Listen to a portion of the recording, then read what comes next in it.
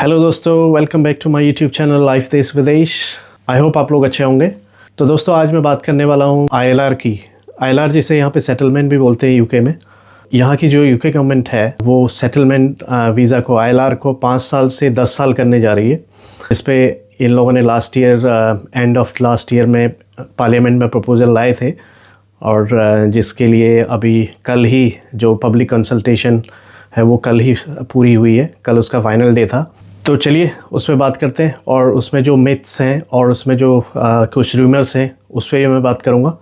तो एक बढ़िया सा देसी काढ़ा बनाते हैं और देसी काढ़ा पीते हुए फिर इस पे आईएलआर पे बात करते हैं। चलिए तो दोस्तों जब तक काढ़े के लिए पानी गर्म हो रहा है मैं इसमें डाल देता हूँ अदरक, इलायची,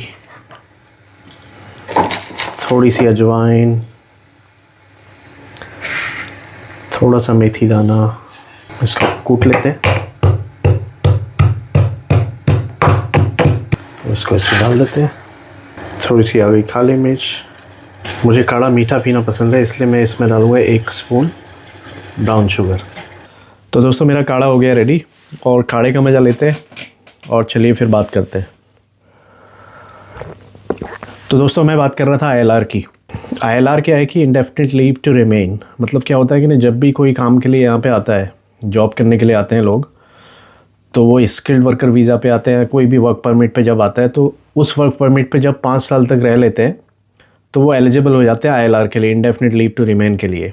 ये जो एलिजिबिलिटी है 5 साल की, इसको होम ऑफिस जो है यहाँ की जो गवर्नमेंट है वो 5 साल से 10 साल या 15 साल करने जा रही है। उसका प्रपोजल पार्लियामेंट में आया था और जिस पे कंसल्टेशन हुई थी जो कल क्लोज़ हो गई थी। ये आईएलआर है, अगर वो 10 साल होता है या 15 साल होता है, उसका जो है अपने देसी लोग जो हैं उन पे इसका क्या असर पड़ेगा ये बात करते हैं।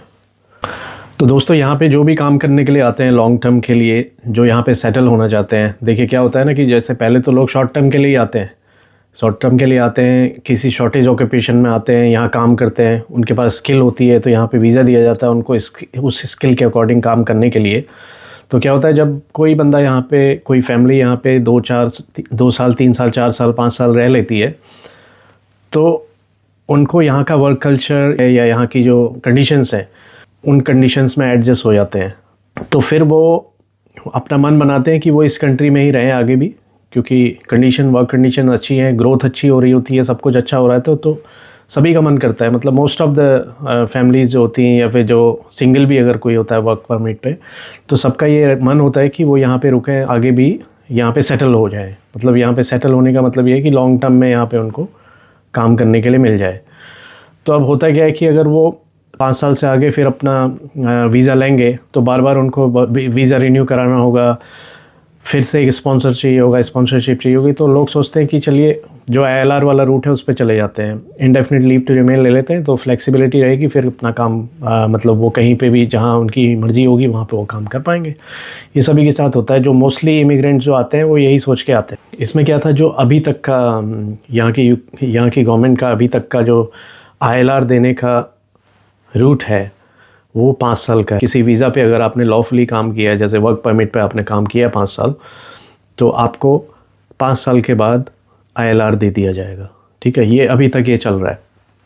तो अभी तक जो लोग आए भी हैं यहाँ पे, या जिनको 1 साल हो गया, 2 साल 3 साल 4 साल हो गया आईएलआर पे मतलब इस रूट पे रहते हुए, जो आईएलआर के लिए जो वर्क परमिट का रूट है, वो तो यही सोच के आए या फिर यही सोच के उस रूट पे काम कर रहे हैं कि उनको 5 साल के बाद आईएलआर मिल जाएगी, इंडेफिनिट लीव के लिए वो एलिजिबल हो जाएंगे ये सोच के। लेकिन अभी सडनली गवर्नमेंट ले आती है कोई चीज़, अगर वो कोई ऐसा रूल नया लेके आते हैं जिसको इम्प्लीमेंट करने के लिए सोचते हैं जिससे 5 साल से 10 साल हो जाएगा, तो वो एक तरीके से धोखे वाली बात है। किसी ने स्टार्ट किया, जिस टाइम पे जो रूल थे उसके अकॉर्डिंग उसने स्टार्ट किया और सडनली उसके बीच में अगर ये रूल चेंजेस होते हैं तो उसकी जो अपनी प्लानिंग है, पर्सनल लाइफ को लेके प्लानिंग है, या फिर उसके ऑक्यूपेशन को, उस प्रोफेशनल ग्रोथ के लिए, या फिर किसी भी और फ्यूचर उसके जितने भी प्लान्स हैं उन सब पे उसका नेगेटिव इफ़ेक्ट आएगा। अब इन लोगों ने जो प्रपोज़ल लेके आए हैं, प्रपोज़ल के अकॉर्डिंग 10 साल तो होना ही होना है। मतलब ये प्रपोज़ल जो लेके आए हैं उसको 10 ईयर्स तो 5 ईयर्स से 10 ईयर करेंगे। लेकिन अब सबसे बड़ा सवाल क्या है कि वो जो 10 ईयर है वो क्या नए लोगों पे लागू होगा, जो नए वीज़ा पे आएंगे लोग, इमिग्रेंट्स जो नए आएंगे उन पे वो 10 ईयर्स लागू होगा, या फिर जो ऑलरेडी इस ILR के रूट पे चल रहे हैं उन पे भी वो रेट्रोस्पेक्टिवली लागू हो जाएगा या अप्लाई हो जाएगा। तो ये सबसे बड़ा सवाल है। तो जो इनका प्रपोज़ल है, जो लास्ट ईयर नवंबर में प्रपोज़ल आया था, अक्टूबर नवंबर में जो प्रपोज़ल आया था, उसके अकॉर्डिंग उस प्रपोज़ल में क्या है कि वो रेट्रोस्पेक्टिवली इसको लागू करेंगे। मतलब वो सभी पे लागू होगा, जो लोग भी अभी यहाँ पे, जिन लोगों को भी अभी तक ILR नहीं मिली है उन पे भी वो लागू होगा, इस प्रपोज़ल में है। लेकिन उसके ऊपर एक प्रपोज़ल के ऊपर एक अच्छी बात गवर्नमेंट ने ये करी हुई है, जो इनको करनी ही पड़ती है, वो है कंसल्टेशन। तो पब्लिक से कंसल्टेशन मांगी थी, जो 12 फरवरी तक आप कंसल्टेशन के लिए जो उनका एक प्रिस्क्राइब्ड फॉर्म था उसको फिल करके आप सबमिट कर सकते थे, जिसमें ये है कि 5 ईयर का जो रूट है उसको 10 ईयर किया जा रहा है, तो हम ये चेंजेस करने जा रहे हैं इसमें, क्या वो अच्छा है कि गलत है, सही है कि गलत है, आपकी क्या सोच है, उससे रिलेटेड उन लोगों ने ये सब बनाया हुआ है। जिसमें ट्रांजिशनल अरेंजमेंट के लिए भी पब्लिक से मांगा है कि ट्रांजिशनल अरेंजमेंट होना चाहिए कि नहीं होना चाहिए। तो ये सारी चीज़ें उसमें थी, जो कंसल्टेशन कल यानी कि 12 फरवरी को क्लोज़ हो चुकी है। अब देखना ये होगा कि उस कंसल्टेशन में क्या छुपा हुआ है। तो वो एक बहुत क्रिटिकल चीज़ है, जो कंसल्टेशन है उसको देखना पड़ेगा क्या निकल के आता है। अब दोस्तों, इसमें एक मज़े की बात क्या है कि जो गवर्नमेंट के अपने खुद के MPs हैं, लगभग 30-40 MPs हैं, और अपोजिशन के कुछ MPs हैं, वो लोग इसके अगेंस्ट हैं। मतलब वो लोगों ने क्या किया है कि उन लोगों ने एक लेटर भी सब लोगों ने मिल के साइन करके गवर्नमेंट को दिया है कि ऐसा नहीं होना चाहिए। मीन्स आप अगर नया लॉ लेके आ रहे हैं, नया रूल अगर चेंज कर रहे हैं, 5 से 10 साल या 15 साल कर रहे हैं, तो ठीक है, नए जो इमिग्रेंट्स आ रहे हैं उनके लिए आप करिए, लेकिन जो ऑलरेडी उस रूट पे चल रहे हैं, जो ऑलरेडी मतलब काम कर रहे हैं यहाँ पे 5 ईयर के रूट पे हैं ILR के, तो उन पे ये चीज़ लागू ना हो, उन पे ये चीज़ रेट्रोस्पेक्टिवली आप लागू मत करिए। ये उन MPs का भी कहना, ये एक अच्छी बात है। ये उन इमिग्रेंट्स के फेवर में है जो ऑलरेडी अभी वर्क परमिट्स पे, स्किल्ड वर्कर्स वीज़ा पे, डिफरेंट कैटेगरीज़ में वो अभी काम कर रहे हैं, उनके लिए एक ये फेवरेबल बात है। और उस लेटर के अलावा भी पार्लियामेंट में जो डिबेट हुई थी अभी 2 दिन पहले, तो उस डिबेट में भी उस सारे MPs ने आवाज़ बुलंद करके यही बोला कि ये नहीं होना चाहिए, ये अगेंस्ट है, UK के कल्चर के अगेंस्ट है, ह्यूमन राइट्स के अगेंस्ट है। मतलब उन लोगों ने ये इस पे प्रेशर डाला है, इस पे जोर दिया है कि इस तरह का इमिग्रेशन रूल आपको बीच में नहीं लेके आना चाहिए, जहाँ पे लोगों के साथ में ये धोखा होने की संभावना है। दोस्तों, ये बात तो बिल्कुल एकदम सच है कि ये कंट्री जो है एक्सेसिव इमिग्रेशन की वजह से, बहुत ज़्यादा हमें कहना चाहिए हाई स्किल इमिग्रेशन की वजह से यहाँ पे बर्डन तो हो गया है। मतलब ये छोटी सी कंट्री है और इसमें काफ़ी बर्डन है। और ये बात भी सच है कि उस इमिग्रेशन के बगैर, और जो इमिग्रेंट्स यहाँ पे काम के लिए आए हैं उनके बगैर ये कंट्री चलने वाली भी नहीं है, ये भी सच बात है। तो बीच बीच में इमिग्रेशन रिफॉर्म लाना अच्छी बात है, क्योंकि किसी भी कंट्री में अगर बहुत ज़्यादा इमिग्रेशन हो जाएगी, बहुत ज़्यादा लोग बाहर से आ जाएंगे, तो गवर्नमेंट कुछ ना कुछ सोचेगी, बीच का रास्ता निकालेगी, या तो इमिग्रेशन को नीचे लेके आएगी या फिर कुछ लॉ चेंज करेगी, जो भी मतलब उसके लिए हथकंडे उसको गवर्नमेंट को अपनाने होंगे वो अपनाएगी। और ये सही भी है, ये हर कंट्री को करना भी चाहिए। आप करिए, लेकिन किसी को धोखे में रख के नहीं करना चाहिए। कल आपका कुछ लॉ था, उस लॉ में आपने ये बोला कि अगर आप फला कंट्री से या किसी और कंट्री से इस कंट्री में काम के लिए आते हैं, तो आप 5 साल यहाँ पे वर्क परमिट पे उन कंडीशंस में, जो भी कंडीशन उन लोगों ने दी है, उन कंडीशन को फुलफ़िल करते हुए आप काम करेंगे तो आप एलिजिबल हो जाएंगे ILR के लिए। और फिर नेक्स्ट डे ही आपने गोल पोस्ट चेंज करके ये बोला कि अब जो है, अब नहीं, अब 5 साल नहीं, अब आपको 10 साल वेट करना पड़ेगा। तो ये उनके लिए बिल्कुल धोखा होगा, जो ऑलरेडी उस ILR के रूट पे हैं, उनके लिए वो धोखा होगा बिल्कुल। तो ठीक है, आप रिफॉर्म लाइए, लेकिन जो भी आप नया रूल बना रहे हैं तो वो नए लोगों पे ही लागू होना चाहिए। ये गवर्नमेंट कभी भी इस तरह से नहीं करती, ख़ासकर कि जो लेबर गवर्नमेंट है ना। लेकिन अभी क्या हुआ है इस बीच में, पिछले 6 महीने साल भर से अपोजिशन पार्टीज़ जो यहाँ पे हैं UK में, वो लोग भी नींद से जागे हैं कि मतलब इमिग्रेशन बहुत ज़्यादा हो गई है, काफ़ी भीड़ यहाँ पे हो गई है, बाहर से लोग काफ़ी आ गए हैं यहाँ पे। तो उन लोगों ने अपनी आवाज़ बुलंद करना शुरू किया। तो अब उस उसका फ़र्क जो है यहाँ मतलब जो करंट गवर्नमेंट है उसको भी पड़ा। तो जब क्या हुआ ना कि पार्लियामेंट में डिस्कशन होते हैं या फिर अदर लॉबीज में डिस्कशन होते हैं या फिर ऑर्गेनाइजेशन आपस में बात करती है, तो गवर्नमेंट को लगा कि देखिए भाई, अब सब लोग तो इसका इमिग्रेशन के अगेंस्ट बात कर रहे हैं, तो सबको ये लग रहा है कि हाँ वाकई में यहाँ पे ओवरबर्डन हो गया है। तो उनको लगा कि अगर हम अभी ये नहीं करेंगे, कुछ चेंजेस अगर नहीं लेके आएंगे, तो फिर हमें दिखाने के लिए भी कुछ नहीं होगा कि हमने क्या किया। तो इसलिए भी आनन फानन में ये चीज़ अभी हो रही है, उसका भी एक बड़ा इम्पैक्ट है जो ये अभी प्रपोज़ल लेके आए हैं last year, end of last year में। तो देखिए, जो इनका प्रपोज़ल है वो तो एकदम क्लियर है, वो 5 साल नहीं 10 साल करने वाले हैं, और कुछ वीज़ा कैटेगरीज़ में वो 15 साल भी करने वाले हैं और 20 साल भी करने वाले हैं। और ये तो तय है कि 5 साल तो ख़त्म हो ही जाएगा, लेकिन आगे अब क्या संभावनाएं हैं इस पे बात करते हैं। देखिए, जो मेरा अपना पर्सनल मानना है उसके अकॉर्डिंग, और जो करंट सिनेरियोज़ हैं या फिर जो बाकी चीज़ें हैं इसके इर्द गिर्द घूम रही हैं, उनको देख के ये लगता है कि जो इन लोगों ने जो कंसल्टेशन लाए थे उसमें ट्रांजिशनल अरेंजमेंट की बात हुई थी, तो कंसल्टेशन कल 12 तारीख को क्लोज़ हो गई है। अब ये उस कंसल्टेशन को देखेंगे, और मुझे लगता है कि जो ऑलरेडी इस रूट पे हैं, जो ऑलरेडी वर्क परमिट पे अभी चल रहे हैं, जिनको ILR नहीं हुआ है और अभी उन लोगों ने वर्क परमिट ले लिया है, तो वो लोग अफेक्ट नहीं करेंगे इस चीज़ से। तो अब गवर्नमेंट क्या करेगी, जितने भी ये रिस्पॉन्सेज हैं कंसल्टेशन में, उनका वो रिव्यू करेगी, जिसमें 1 या 2 महीने लग सकते हैं रिव्यू होने में।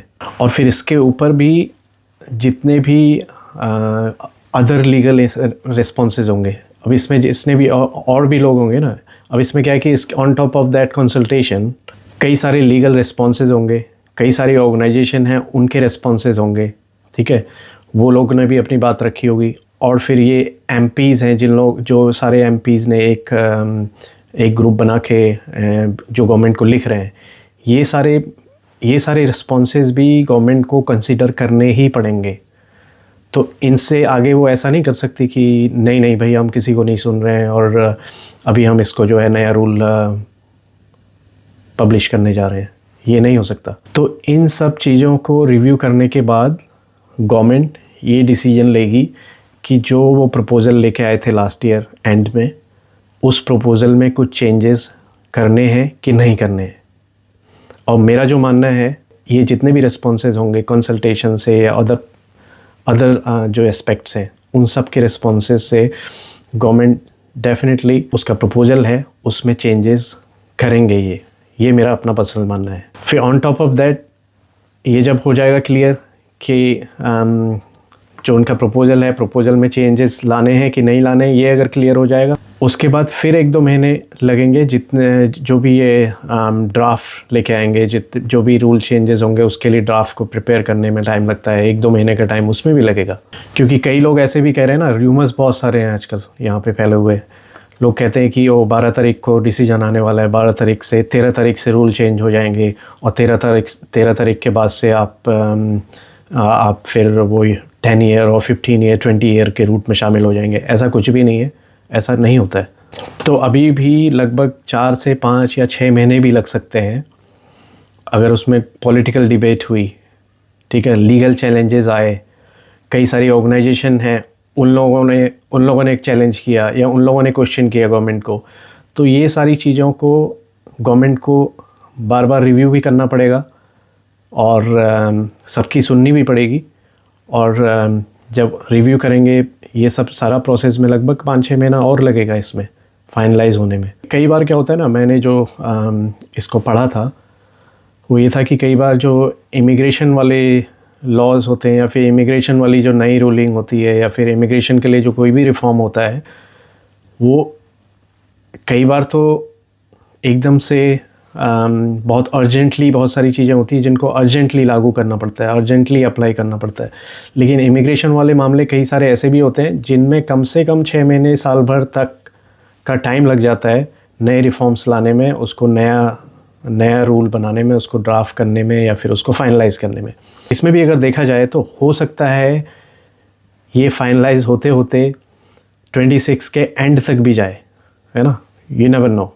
तो ये सारी चीज़ें तो आगे पता चलेंगी जैसे जैसे इस पर गवर्नमेंट भी प्रोएक्टिवली काम करेगी या अदर ऑर्गेनाइजेशंस या फिर जो भी उसके लिए गवर्निंग बॉडीज़ हैं, तो वो उन पे डिपेंड करेगा। और इसमें बीच में हर्डल कितने आते हैं इस पे भी डिपेंड करेगा कि ये कब ये लागू होता है और कब कितनी जल्दी ये चीज़ फाइनलाइज होती है। तो जिस तरह के सिनेरियो बन रहा है और जिस तरह से पहले भी चीज़ें हुई हैं और कंसल्टेशन में भी जो हमारे कई सारे जानने वाले लोग हैं, कई सारे ग्रुप्स हैं, तो कंसल्टेशन में भी सब लोगों ने काफ़ी अच्छे से कंसल्टेशन को देख के कंसल्टेशन करी है जिसमें ट्रांजिशनल अरेंजमेंट की पैरवी करी है।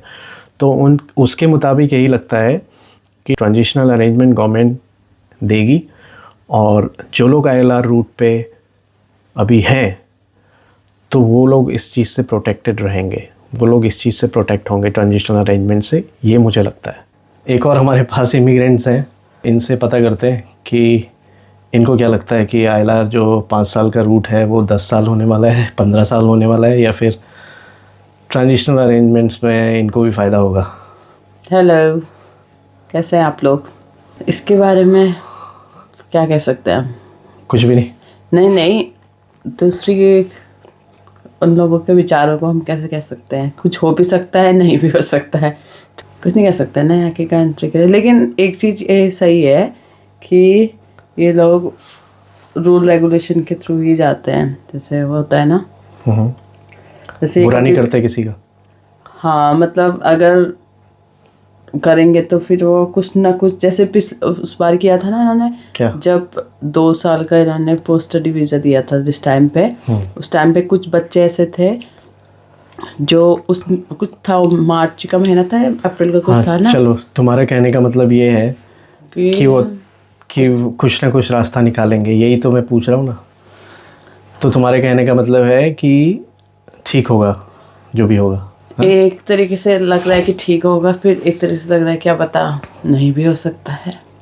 जो अगर इन लोगों ने 5 साल से 10 साल किया, क्या करेंगे हम, मतलब बताओ। हम वेट करेंगे 10 साल का।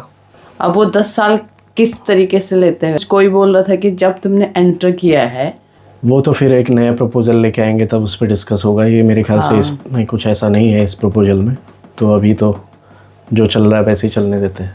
दोस्तों, आज है फ्राइडे और कल है यहाँ पे वैलेंटाइन, और वैलेंटाइन पे शॉप अगर बिज़ी रहने वाली है काफ़ी।